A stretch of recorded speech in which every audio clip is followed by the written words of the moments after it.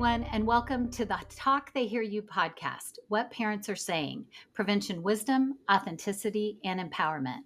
This podcast is brought to you by the Substance Abuse and Mental Health Services Administration, also known as SAMHSA.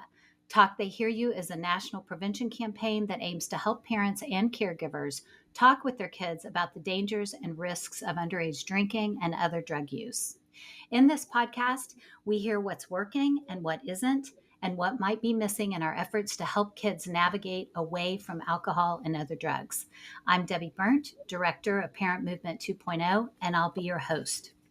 As a reminder, the views expressed here are not necessarily those of SAMHSA or the U.S. Department of Health and Human Services. So, to celebrate the Recovery Awareness Month of September, we are going to explore parenting in recovery today. And we welcome Ben Cort. Hi, Debbie. Thanks for having me. Thank you. So let me give you a little background on Ben. He's been sober since 1996 and has been part of the recovery movement in almost every way imaginable, from a recipient to a provider to a spokesperson. He has a deep understanding of the issues and a personal motivation to see the harmful effects of drug and alcohol abuse minimized. Over the years, he has consulted with various treatment programs, hospitals, nonprofits, state governments, athletic and labor organizations. He is now CEO of the Foundry Steamboat Springs, which is an inpatient treatment program in Colorado for men. Ben teaches, and he is a board member for many prevention and policy organizations. He is a published author of Weed, Inc., and his TED Talk, Surprising Truths About Legalizing Cannabis, has over 4 million views. All of this notoriety and experience, yet his biggest accomplishment is being the parent of 3 awesome kids. So welcome, Ben. Most of the time, awesome. Sometimes tolerable. I hear ya. So we were saying earlier, we kind of travel in some of the same prevention circles and obviously have had some communication through email, but we are meeting for the first time today and on this podcast. I guess I have to laugh. People in recovery sometimes just dive in deep. So we're going to jump into a deep conversation about parenting. The episode is ultimately to explore this topic of parenting when you are in recovery. And I imagine that we are speaking to parents that are actually in recovery, but also even more generally to parents who aren't, to see if anything about our experience, is useful or can be informative more generally. So let me just ask you, what are the ages of your kids? My daughter's 18, and then I have a 17-year-old son and a 13-year-old son. Okay, awesome. I am also in long-term recovery, and I have a 26-year-old and a 23-year-old and an 18-year-old. So I think we really cover middle and high school and college there. So do you feel like your recovery has informed your parenting, and in what kind of ways?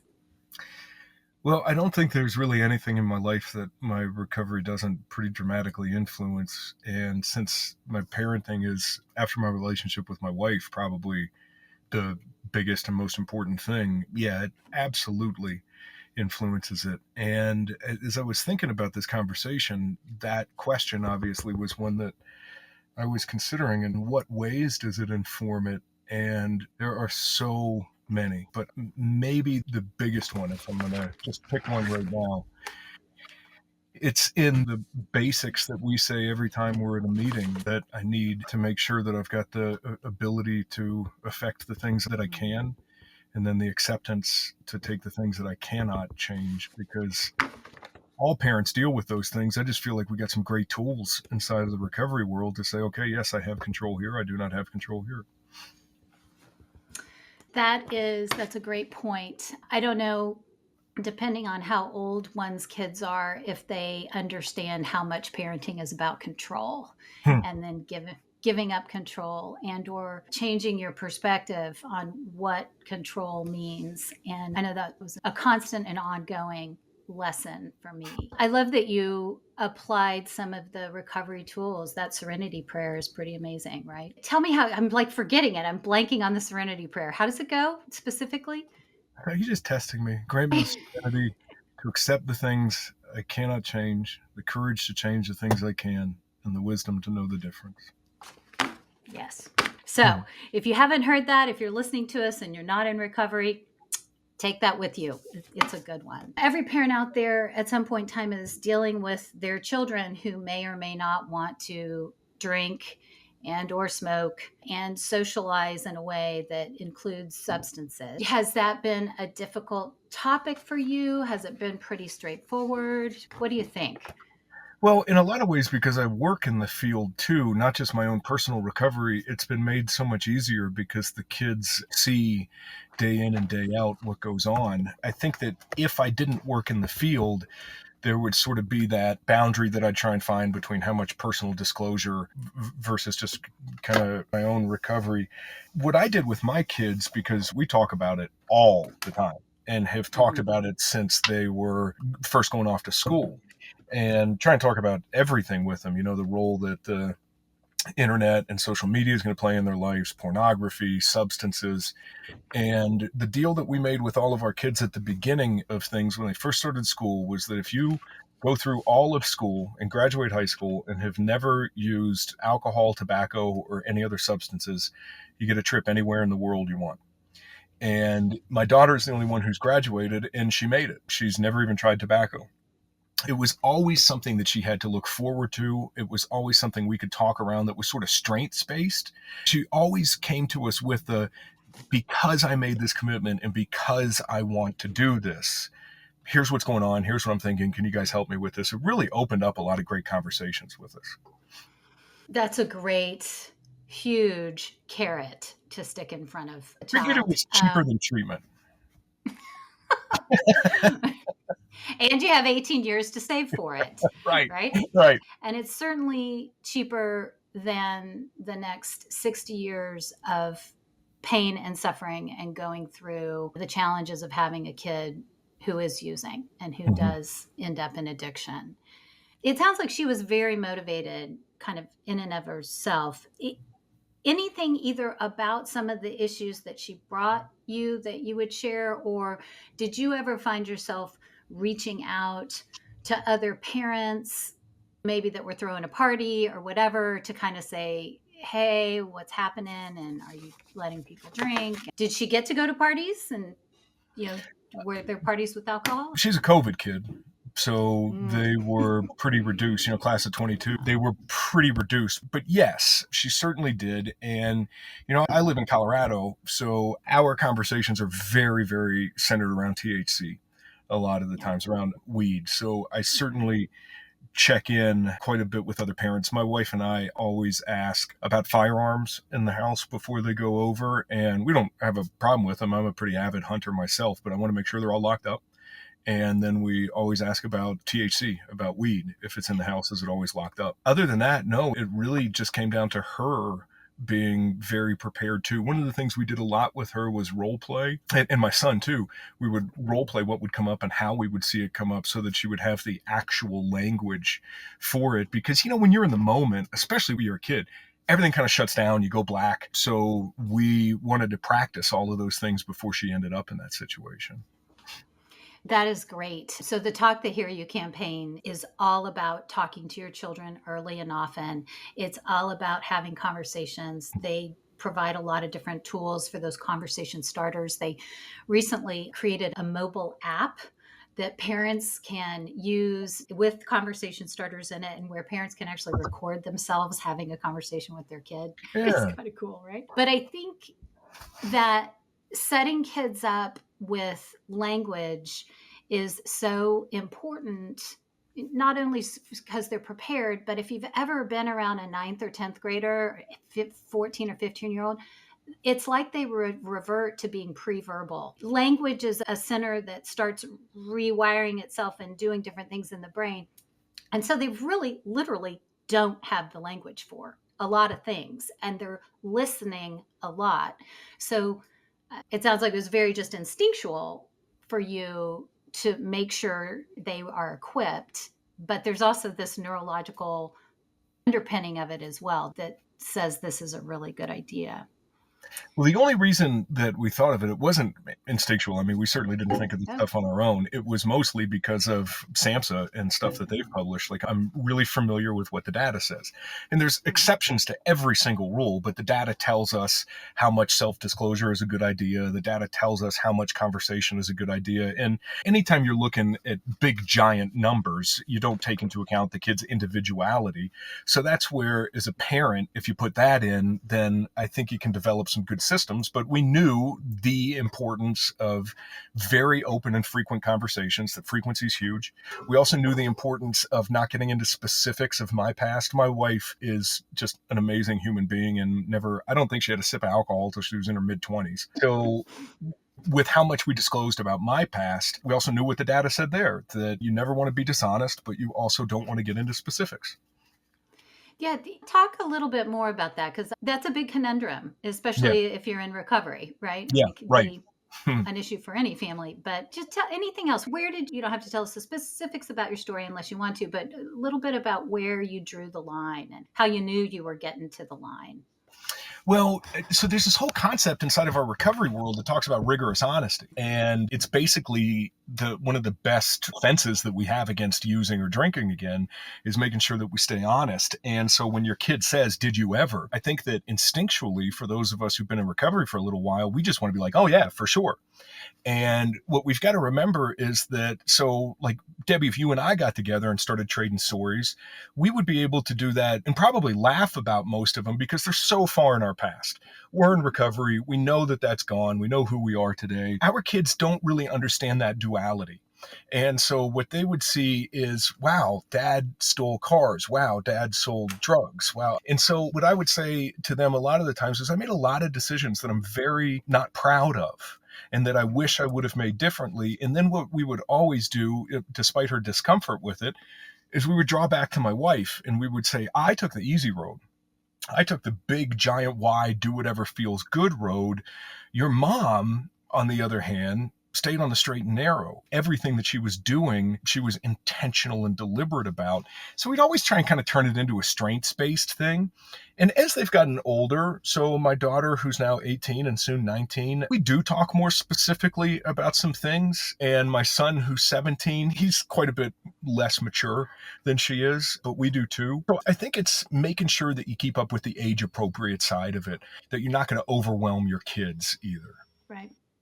And I like that idea that part of, again, we were talking before we got started about brain development in adolescence. So from 12 to 17 is focused in the limbic system. And then brain development shifts when kids turn 18. And from 18 to 25, it becomes all about the prefrontal cortex. And that prefrontal cortex is all of those higher thinking functions and executive development and right and wrong and cause and effect and self awareness. So with that in mind, what you said about you can tell a kid a story and their ability to understand time, understand nuance, That's understand right. implications really is not necessarily there, That's maybe right. in some capacity.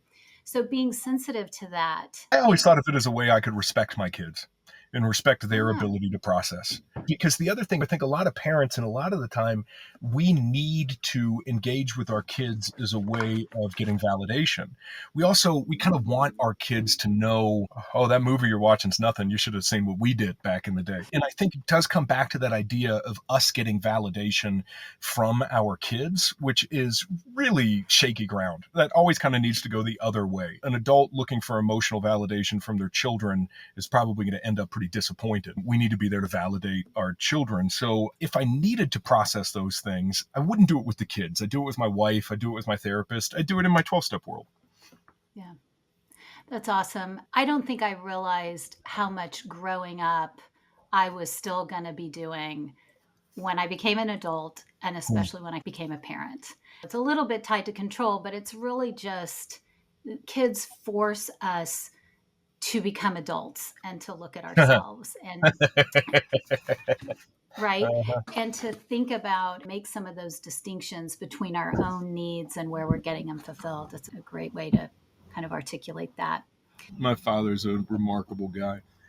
And when I was getting married, I said, Dad, I want to talk to you about getting married. What do you think? And he's a retired Presbyterian preacher, and I've literally in my life heard him cuss 3 times, and I'll edit it for your viewers. But he said, when you're ready to find out what kind of a man you are, yes, get married. And he said, when you're ready to find out what kind of crap is really inside of your soul, have a kid. I love it. It's such an opportunity to evolve. That's great. So it sounds like your kids might not need a lot of other strategy or cajoling, but do you ever use the delay kind of concept with them, or have you seen other parents Mm. use that with any success?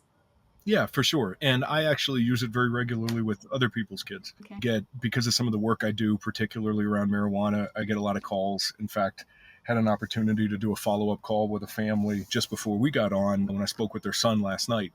And the entire idea with him was not to convince him that THC was going to be bad for him, was to convince him to delay the onset.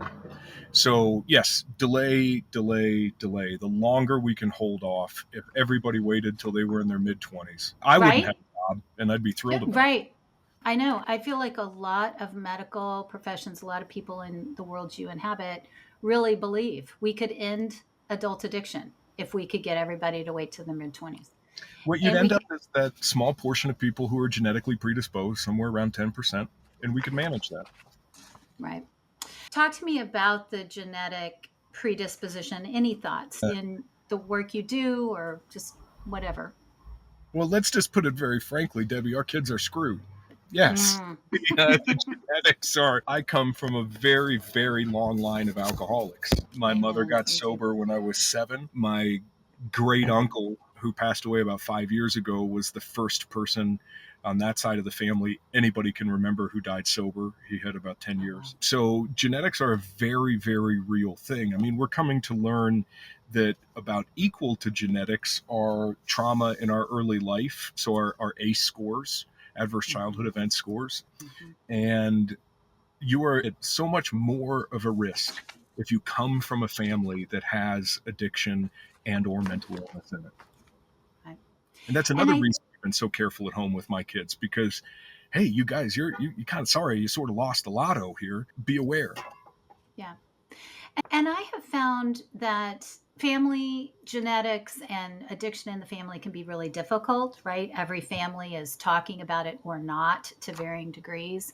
But we've found it's pretty prophylactic. Like if a kid can know that they come from a greater risk, they will, in many cases, not every case, but in many cases, kind of defend themselves or advocate for themselves when they're out there in the world. Um, Again, not always, a fair amount of, I can't, I'm at a greater risk. And lots of friends will honor that and recognize that, okay, I'm not going to throw the beer bong at Johnny over there because it's not going to be great for him. Well, it's funny. Early in life, when my mom got sober and she started to explain this stuff to us, and she told us about how much addiction was inside of our family, I said that. I said, I will never. Mm-hmm. And I made it all the way until 12 or 13 when I did. And then it was just this, it was the silver bullet.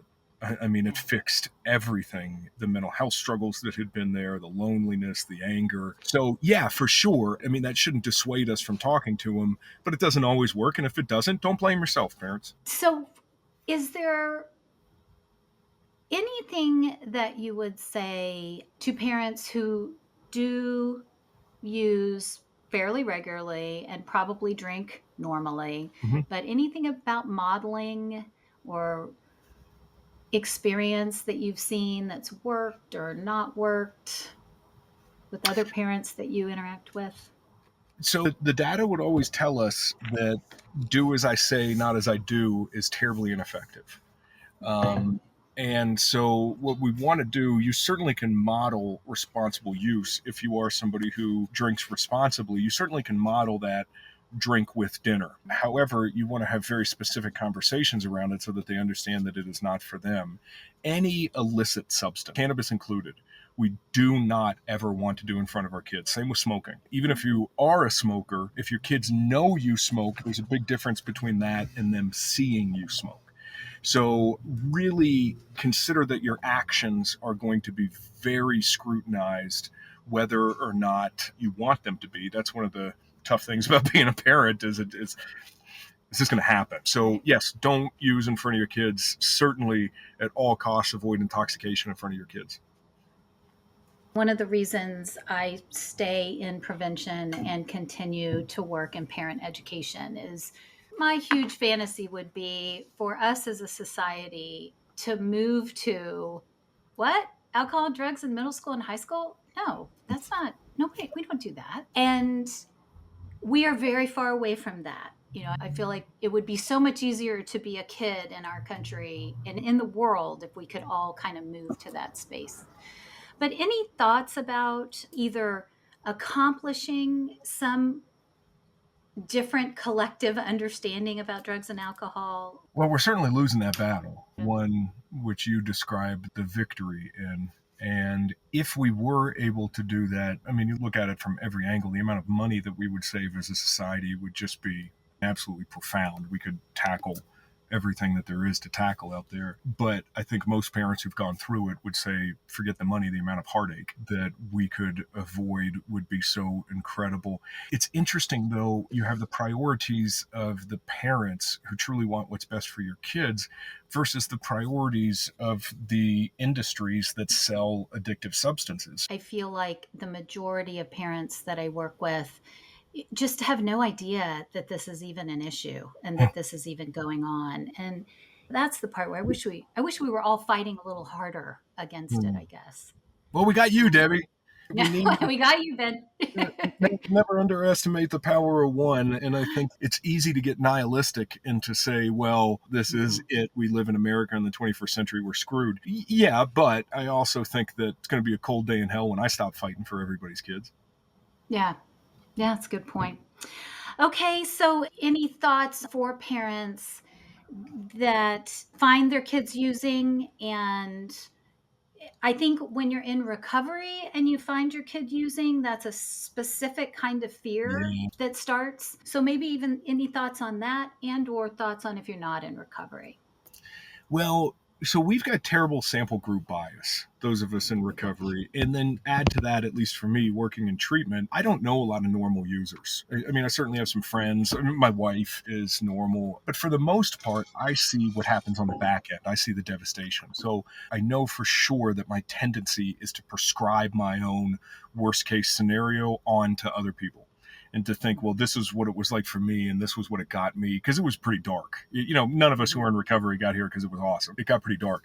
So I think one of the most important things I can tell you is let your experience inform and be a guide, but don't assume that your kids are going to reenact your life. I think that's probably pretty important. And while I haven't dealt with substance abuse, we've dealt with plenty of tough kids stuff, Yeah. very tough kid stuff. And I will tell you that absolutely maintaining your own north is crucial. Like the first thing I want to do when stuff goes wrong at home is to yell and get angry, and then the default in my brain kicks in, well, this would be so much easier if you were drunk or high. And the discipline says, no, get up and go to a meeting, man. You need to walk away from this situation. You need to call a sponsor. You need to call another buddy in the program. You need to get to a meeting. So whatever you end up doing, whatever your kids throw at you, make sure that you keep your own recovery first. On the back of our coins, they used to always print it, and now it's there on some of them. It says, to thine own self be true. And I don't think that's a selfish thing. That's I am a better husband. I am a better father when I'm true to myself and keeping my recovery central. I love it. I think we should end on that note. Um, this is really an important topic. It's a lot of really great insights that you offered today, and I really appreciate it. Well, thanks, Um, Cindy. Thanks for doing what you do. yeah. Oh, thank you. I appreciate that. And hopefully we can have you back on the program in the future. And it sounds like there's, like I said, about a million things we could talk about. Goodness, yeah. Let's talk weed sometime. Let's talk weed sometime. That sounds great. You're in the epicenter of it all. Yeah. Thank you so much for this valuable information and for your very unique and valued perspective. We want to remind listeners that all Talk They Hear You materials, including this podcast, can be found at the Talk They Hear You website. That is Talk They Hear You, all spelled out, no spaces, .samhsa.gov. SAMHSA is SAMHSA. Please share this site and this podcast with your friends. The more we can be in conversation with each other, the better for everyone, especially our kids. Lastly, we would like to hear from you. Would you like to be on our show? Do you have stories to share or tips or techniques that have worked or not worked for you as a parent? Do you have questions for us or any feedback for topics or improvements of any kind? We know that your input will help us design the most useful interviews possible. For any of this, please contact us at whatparentsaresaying@gmail.com. Again, all spelled out, whatparentsaresaying@gmail.com. Thank you all for joining us, and we'll see you next time.